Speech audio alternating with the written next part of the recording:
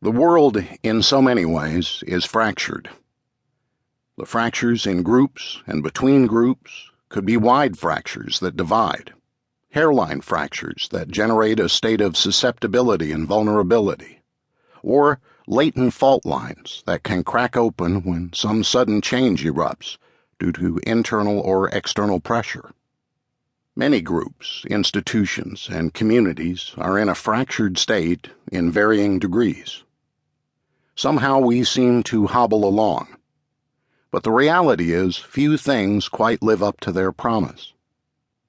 In fact, what we repeatedly see are systems breaking down, be they institutional systems, economic systems, political systems, or environmental systems, to name a few.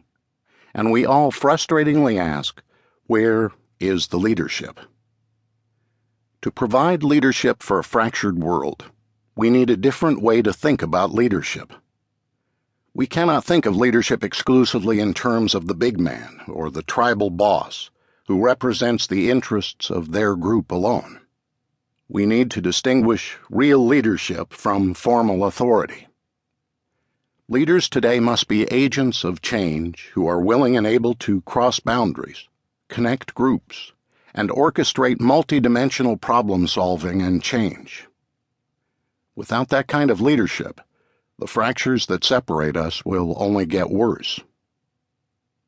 Leadership is needed to help groups transcend the tribal impulse to solve interdependent problems. Most people do not fully appreciate the systemic nature of their problems. We think and act parochially. The cultures of our respective groups and the respective roles we play in these groups often cause us to view problems through the narrow and myopic lens of immediate self or group interest. Consequently, groups are inclined to see only pieces of a complex problem and end up working on their own small bit without making much headway. Even though we live in a globalized world, in many ways we are still very tribal. By tribal, I mean that we affiliate ourselves with groups that inform our identity and from which we derive meaning. These days, many of us belong to multiple tribes: the company tribe, the church tribe, the family tribe, and even many online tribes. Tribal groups, since the beginning of time, have been important for community and security. When a group gets too big or amorphous, it is easy to get lost and feel uneasy. So, for biological, psychological, and cultural reasons, we retreat to the safety of some form of an identity group or tribe. Social science research on group behavior supports the notion of tribalism and explains how it generates in-groups and out-groups.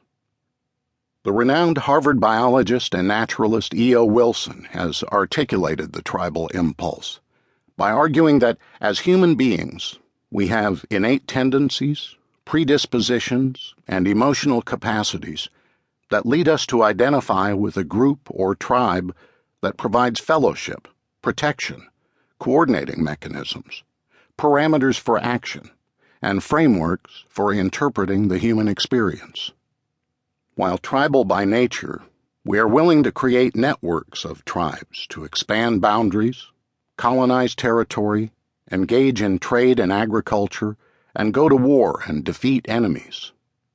In his insightful book, Moral Tribes, Joshua Green, who directs the Moral Cognition Lab at Harvard, describes how our brains are designed for tribal life, leading us to make choices to advance our own group's interests at the expense of others, and to rationalize such behavior as appropriate and moral.